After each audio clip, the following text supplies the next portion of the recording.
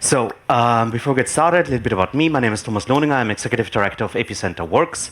We are a Vienna-based digital rights NGO, and I'm also Vice President of EDRI. And all that we will talk about here is EU legislation, is binding law that will come our way in the next months and years.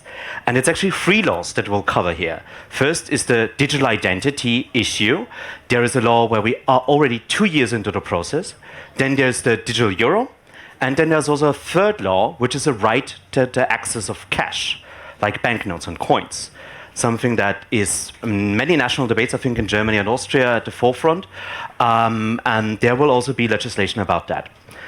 But we start with EIDAS, with the digital identity reform of the EU.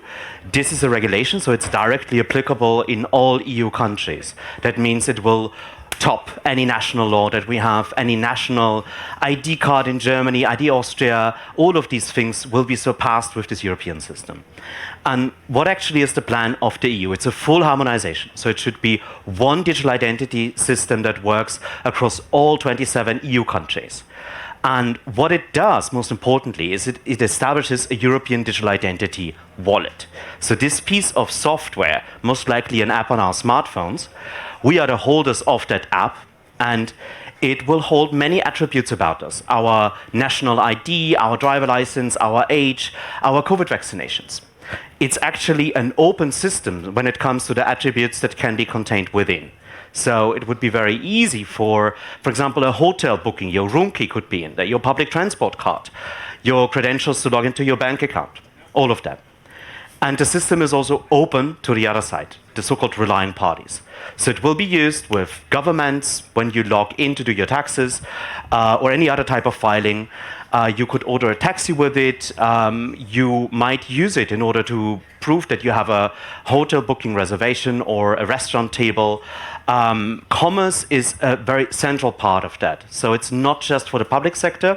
It intentionally opens up digital identity from the state, government issued, to the private sector. And so this sentence sums it all up. The function scope of this European digital identity wallet is a universal infrastructure to identify, authenticate, and verify attributes for legal and natural persons, so both companies as well as humans, vis-à-vis the government and the private sector. And you can also sign legally binding any type of contract with that thing, and it will work online and offline. So in physical proximity or online with an internet connection remotely. And you already see, I think, the basic problem. This is one piece of technology that will be applied horizontally across all sectors. So it's easy to see why the government needs to know who you are when you do some filings with them. But it will also be used by mobile phone providers in order to verify who their customers are. They are legally obliged to do that. Similarly to the bank or notaries. Any type of age verification, if you want to buy tobacco or alcohol, or there are several proposals, as we'll see, that oblige online platforms to do age verification. EIDAS might be the tool that the EU promotes strongly for fulfilling these age verification use cases. And importantly, we'll also see this in the media sector, so newspapers. Wherever you have these abonnement subscriptions, you can pay 20 euros a month or just give us your consent. It will be used in these scenarios most likely as well. And credit scoring like Schufa, public transport, all of these use cases besides big tech are also in the cards. The EU is aiming by the end of this decade that 80% of all people are using this system, so 80% penetration. And you can say roughly around 50-60%, it gets really interesting for the private sector to interface with that system. Because, I mean, it's a basically free, cheap way to identify your people, your users, your customers, your visitors. And that means any customer relationship management will jump on this thing. But the EU also does specific stuff to promote the system. Any big online platforms, like the ones you see here, will be obliged to offer the wallet to log into their service. So you will use the European Digital Identity Wallet, or you will be able to log into Facebook, Amazon, and so forth. As I mentioned, this is not something that happened yesterday. The law was proposed in June 2021. And here you see the timetable of like everything that has happened in the European Parliament, in the Council. We are actually at the very final stage, the so-called trilogue, where the three institutions, Parliament, Commission, and Council, negotiate the final law. We just had a kind of a huge victory end of June, where we could kill a few things. I'm going to talk about that later. And right now we have Spanish presidency. You might remember there was a snap election in Spain in July. New government is still formed, but we are expected that the Spanish will conclude the law. And by 2025 or 26, most likely the governments will be obliged to offer this wallet to their users, to their citizens. But some member states could choose to do it earlier. What's driving this reform? Actually, a lot of supposed sufficiency gains. Estonia is really popular with saying we have billions of public money that we are saving because we have digital identity. And those arguments are picked up by many other countries as well. So the sufficiency gains are a really strong reason for libertarians and conservatives to push for this reform. A second important reason that you see throughout the EU, it's this blind digitization belief. Everything is better if it's done digital. Of course, the potential for control, for insight, for surveillance of all areas of life is huge with this system. If you can observe transactions, user behavior, I know when you log into Facebook, when you interact with the government, which travel routes you take, and even physical interactions, if you would do anything with a hotel or a restaurant, could be in that system. So it really is a kind of a panoptical thing. And a real reason that we hear from the politicians is if we don't do it, Google, Apple, and Facebook will do it. They have wallets, they have identities, they have many users. They could also do an identity solution. So that's the argument that the Commission is officially also putting forward why they are doing this. And lastly, you know all that we are living in the age of large language models. Proving to be a human will become increasingly difficult. And that would be a way to also do that, to replace captchas and prove that there is a human or someone with such an app on their phone in front of the computer. And I was hinting at that this EIDAS reform, this wallet, is just one piece of the jigsaw puzzle. We have the European Health Data Space, which digitizes all of your interactions with your doctors, with your insurance, with your pharmacies, with your hospital, and your medical records, prescriptions that you will take to the pharmacy will all just be attributes in the wallet. So this will be the central key for the whole health sector. Driver licenses will be also one other attribute, and the infamous chat control, the CESA regulation, of course, heavily has an age control element, age verification element, and as I said, EIDAS will most likely be the way to fulfill that obligation. As I said, like we are 2 years into the reform. What is actually now on the tables? For us, the biggest problem would really be to have this observable, to allow any central entity, an issuer of this wallet, to observe our behavior, to look into all areas of life. So unobservability really is key. There are technical standards to do this.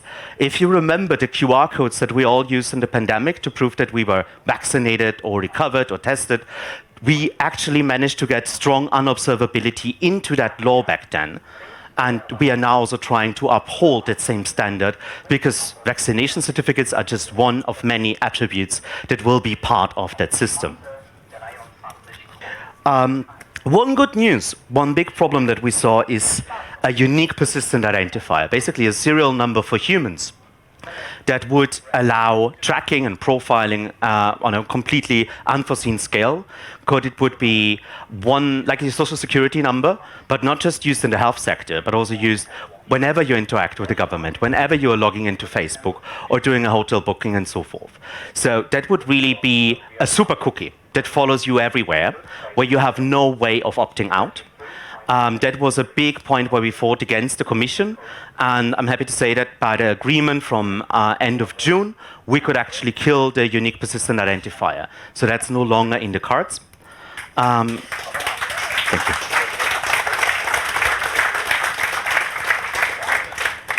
Next thing that we can strike off the list is so-called quocks. What are quocks? If you have been in the internet in 2005, 8, 9, you still remember those blue check marks in the address bar of your browser. They were called extended validation back then. They failed. All browsers decided, no, that's a horrible idea. we leave this aside. Now the EU is mandating to reintroduce those check marks for URLs, for proving ownership of a website. And they do it by obliging all browsers to include the certificates from every trust service provider in their key store for public certificates. And what this would allow is traffic interception on a large scale. Basically, you can do man in the middle, you can fake ownership of Google.com, of Deutsche Bahn, Deutsche Bank, from every website if you are in the root CA store of a browser. And that's why we pointed out this potential for huge surveillance and for interception of traffic, for undermining security. And I'm happy to say that we got an agreeable text in the June trilogue meeting. At least security is a reason to refuse certificates. Privacy sadly didn't make it into this thing. I also have to say that this is the only element, the only article of this whole reform where we had support from other actors, other NGOs like ISOC and EFF were solely working on that. So were Mozilla and Google and Microsoft, everyone who has a browser or who has good contacts with the big NGOs. They were working on that, and this is now concluded. But again, like for us, this is just a minor thing. We were never focused on this particular issue. To understand the framing that we've used and what has worked for us as an argument, we always talked about the risk of over-identification. Right now, there are many things that we can do with interacting with other humans, by doing commerce, exchanging money and so forth, that we can do anonymously. Or even if you are asked to write down your name on a piece of paper, you can give a fake name. You have a right to pseudonymity. You could spell your name differently, and that would all allow you in certain ways keeping your privacy while interacting with others. With this system, cryptography prevents you from doing that. You don't have a reason to lie, and over-identification means that we lose, practically speaking, a lot of the anonymity that we enjoy today. And this risk of over-identification really is vast, and we were actually supported with that from the European Data Protection Supervisor, the Datenschutzbeauftragte der EU, with his statement in February this year, where he said, like, you cannot just give this wallet into the world and then rely on consent, people saying yes or no, or if they want to share something about themselves with someone. You need to restrict what people are allowed to ask someone. Like, if I'm not a health provider, why would I need to know if you're vaccinated? If I'm just giving you a hotel room, why should I need your family status? So we really need to restrict the use cases. That's something that we fought for heavily, and the one thing where the parliament is really not as much on our side as I would like, because of course business interest is heavily against this. But at least we have the EDPS on our side, and that is still an open fight. And what the data protection community also has to bring to the table here is we cannot rely on consent. You cannot have this OK or pay buttons that we see on news websites all over the world. There are so many situations where you're simply not able to say no. If it's late at night and you need to gain access to an establishment, then you will not refuse. You will always, you can also have a border situation where it's very hard to say no if you want to enter into a country. So simply relying on consent would be very dangerous and would put the most marginalized people at risk. Secondly, real name policies. This debate has two sides. There are, first and foremost, real name policy laws that we have seen over the years nationally. In Germany in the mid-2000s, in Austria in 2019. It's the basic idea that, oh, you want to post on the internet? First, give us your legal ID. Otherwise, you're not allowed to comment, not even in a forum. And these laws usually failed because it's very expensive to identify someone. We are talking single or double-digit euro amounts for every identification of a user. That makes many forums economically no longer viable. So that's why real name laws would be technically and economically feasible if this goes through. And this is a real risk that we cannot really address with this law individually, but where I have, definitely there is a tectonic shift if suddenly everybody has means to identify themselves freely and cheaply vis-a-vis any private entity. And so what we got into the parliament's mandate, like the text that the parliamentarians adopted, is at least that there needs to be a law. Facebook would love to have this, just in the terms of services, to say, oh, we don't allow pseudonyms, you need to give us your legal name. Our advertisers would love to know that. And that would prevent at least companies from asking for identification if there is no legal know your customer requirements. So banks could do it, mobile providers could do it, but not just any company, not the Schufa, for example, credit scoring institutions. Another most important thing, I mean, we're talking about access to government services. That includes every single individual. Also the old people that are just not able or not willing to use smartphones, the privacy-minded people like us here, young people that simply don't have a smartphone, or undocumented migrants who don't have a legal residency status. This system could also marginalize many, many people. And the problem is that once we kill the analog processes, once there's no longer a government building where there's a person that you can talk to and you can fill out a piece of paper, if everything moves digital, it's very hard, if not impossible, to reintroduce an analog process. So if we don't save analog processes now, we might lose them forever.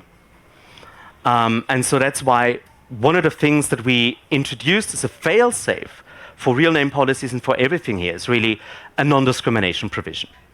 And I'm happy to say that the Parliament adopted this in all 4 committees and in plenary.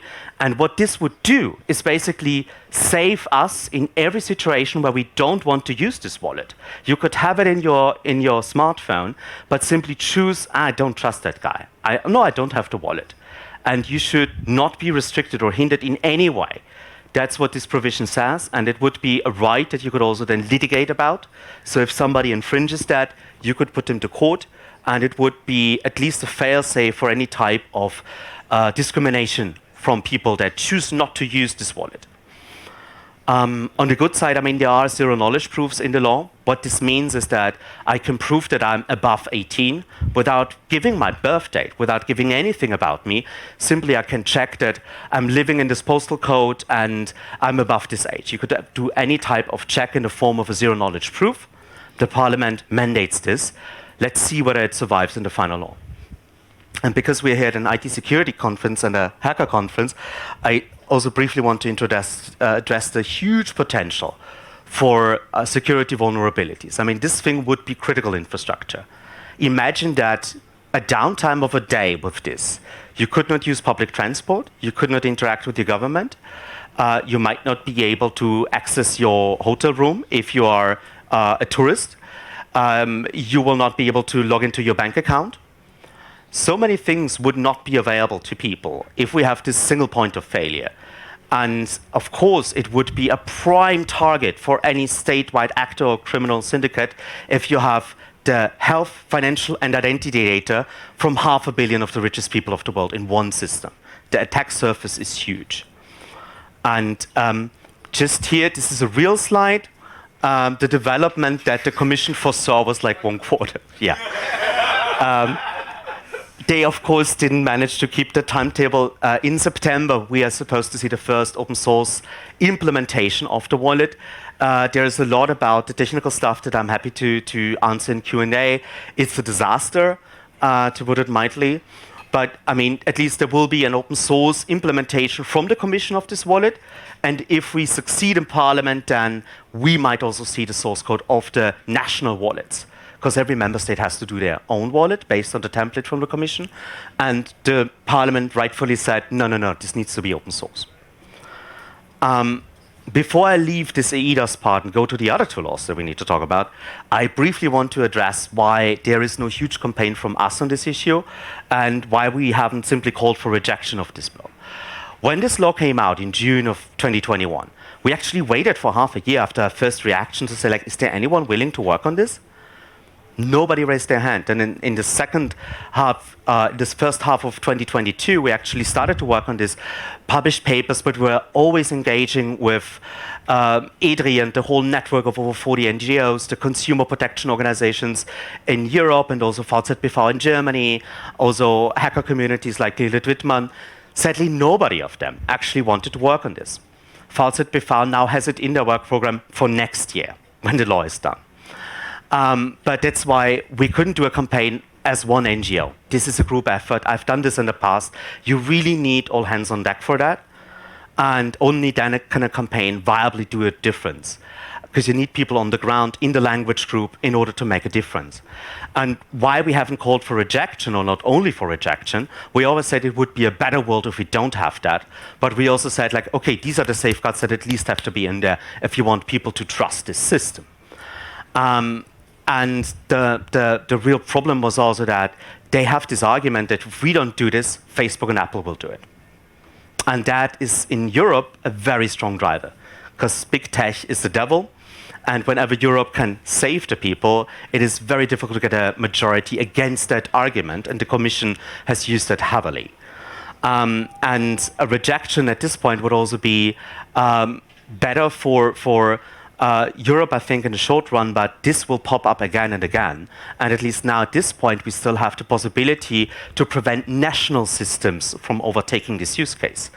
And in many member states, the European system is a huge improvement over what people have now. And I know that in Germany, this might not be the case, but I do policy for all of Europe. I cannot just orientate myself on what one would be best for one country.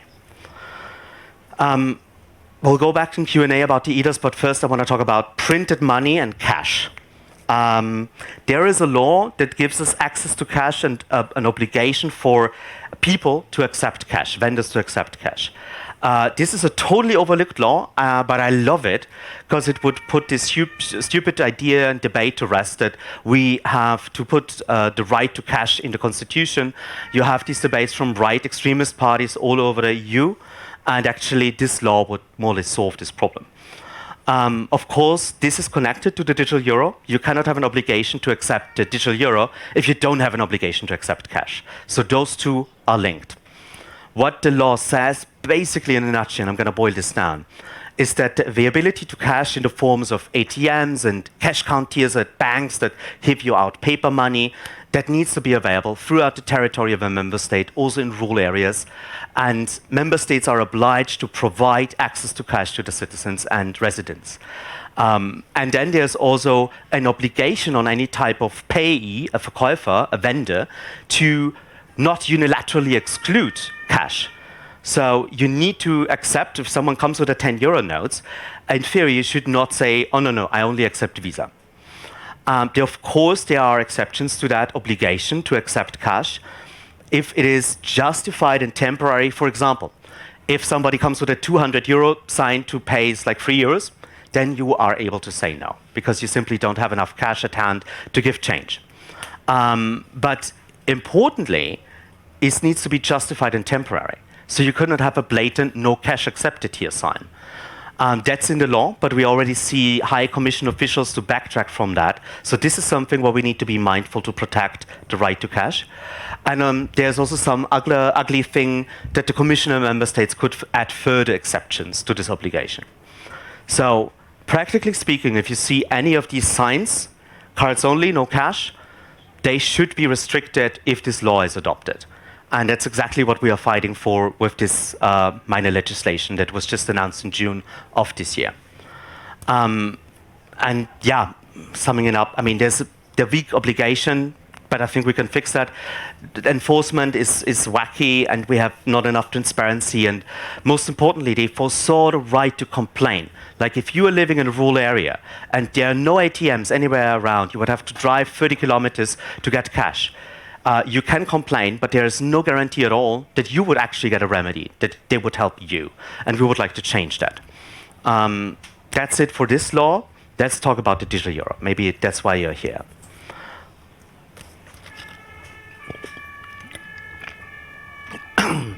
So, that water was a mistake. So, first let me say that the European Central Bank is not early with this. We have central bank money in many countries around the world in various stages. Sometimes they're just research projects, sometimes it's full-fledged digital cash available. And there are many of these maps, just Google CBCD money map. There are several of these maps. And so, of course, this whole issue is kind of related to the cryptocurrency movement, Bitcoin and so forth, but then really it's not. The real reason why we are having this debate is because a few years ago, before the pandemic, Facebook announced that they're going to do Libra, their digital currency. And that was really a huge scare for central bankers all around the world. And that prompted many of them to move in that direction. Another justification that we often hear from central banks why they need to do digital money and no longer just paper money is because so much of our commerce is digital. And believe it or not, but your bank account or your credit card, although it is in a currency, that's actually not Notenbankgeld. It's not really currency from the central bank. It's just an obligation with Visa, an obligation with Deutsche Bank. And so that's another reason why they say we actually need to be in control of these monetary systems. And from a European perspective, a lot of it is also that we don't want the Visa and MasterCards and other American companies to fully control the payment system online. So there's a little bit of a digital sovereignty argument that the Commission is making here as well. Let's boil this down, what it would mean in practice. So this digital euro, every business would have to accept it, except if they have below 10 staff and below 2 million of revenue per year. Then if they are bigger than that, they would have to accept it. Non-profits are also exempt. But if any type of company or non-profit offers digital payment, they have to offer digital euro as well. And the Commission can add further exceptions. That's a thing that we see more and more, that like they always give themselves the power to add something to the law later. Let's go back to this card here, to this picture of a cards only, no cash sign. When we go at the digital euro, it would mean they accept cards. That means they have to accept the digital euro. So you could have a only cash sign, but any type of digital payment always has to include the digital euro. For us as consumers, there would be no surcharge, but the merchant might have to then incur the cost. There will be merchant fees. How high they will be is still in dispute. Importantly, the digital euro comes in two forms, online and offline. And it's important to say that this is not blockchain money. This is not a decentralized ledger with any type of proof of work or proof of stake. It is a database at the ECB for the settlement of money, every digital money they give out. But it's a centralized database, and it will basically include all of the holdings of any type of digital euro anywhere. That's at least true when it comes to online payments. There's also an offline version, which is really horrible. The Commission was actually doing a survey, a big consultation with business and NGOs, inquiring what would be important if we do a digital euro. Unilaterally, everybody said privacy is the most important thing, even the business sector. And that's the one thing where they fucked up completely. So you are fully identified when you, as a person or as a company, interact with your bank or the PayPal with any type of payment service provider, because all of these payment service providers are obliged to offer the digital euro. Potentially also crypto exchanges, by the way. And they would have a unique identifier, persistent identifier that identifies you, an identifier for your device, if you use the offline euro, and your transaction history.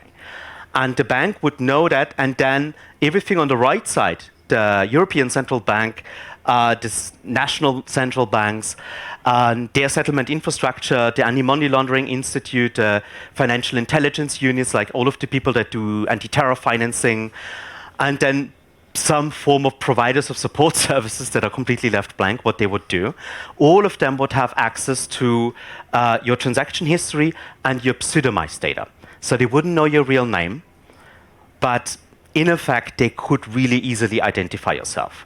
Because if I know what your employer is, if I know where you live and with whom you are paying your rent, it would be very easy to actually re-identify people. And in case of money laundering or fraud, they could easily re-identify. If your bank goes bankrupt and you have to switch your accounts, they could re-identify. So one central banker put it like this: yeah, we could sue everything, but we promise not to look. So it's really a disastrous architecture when it comes to privacy, and that's just only the online part. For the offline part, we have a little bit higher privacy incentives, because if you would still have the ECB with their settlement infrastructure knowing that you on your device with this identifier have, let's say, 50 digital euros for offline payments stored. And then when you exchange that money to someone else, the transaction individually would not be noted centrally. So there wouldn't be a record how you spend your money.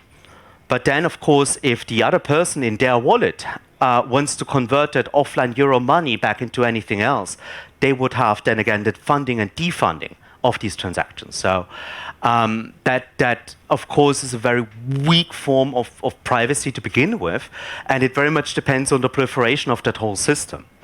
And if you have any interest or listened or read up on how digital money works, you might be aware of the problem of double spending.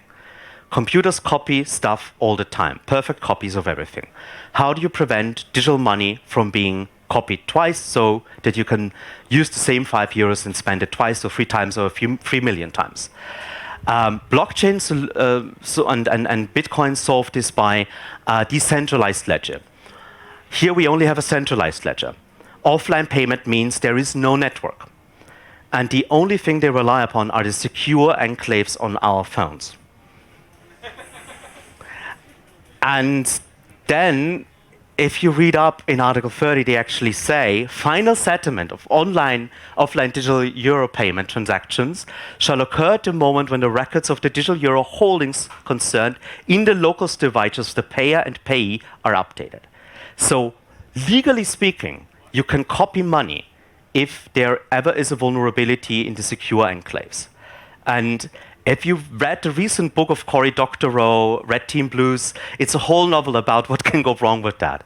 I mean, secure enclaves are secure for the most part, but you're basically trusting completely to the vendors of these devices and these security chips. And I, as someone who has some interest in the euro not falling apart tomorrow, I'm really worried about this provision.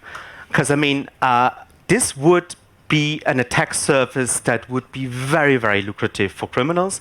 And we're not even talking about Russia or any other state-level actor that might want to fuck with the European Central Bank and destabilize the biggest market in the world with the euro. So summing it up, I mean, the digital euro bill honestly has no benefits for the user. We couldn't find anything that would make a good case for us as citizens or consumers why we should use that. It's horrible in privacy. It's blind trust in secure elements and banks and the central banks. And the potential for control and surveillance is just insurmountable and completely disproportionate. And so I think actually that there is a good chance that this could be killed. It's still early stages, as I said. The law came out in June. We will publish an analysis in the next months, but it's still in drafting stage and review stage, and I want to have other NGOs on board with this as well. But that's where we stand with the digital euro. And lastly, I want to just briefly zoom a little bit out. We have similarities between these reforms. I mean, the digital identity and the digital euro both have privacy safeguards only in theory, not in the law. So we need to really increase the law if this should be good at all in any way. Both laws leave the technical implementation and feasibility unclear. Like both with the wallet and with the digital euro, it's kind of unclear if this would ever work. Oh, and I haven't even told you the best bit. The European Central Bank decided, so, I mean, we are printing the money. We just let 8 and 12 different companies develop the digital euro in parallel, and then we just pick the best implementation that we like the most. And one of the companies, rumors has it, that is tendered out by the European Central Bank to develop the central euro is Amazon. As I said, like both proposals allow a bird's eye view, a panopticon about all areas of our lives, and it's a cheap excuse for the EU to say big tech would be worse, big tech would do this, so we have to do it first. But that's the underlying argument with both of these reforms.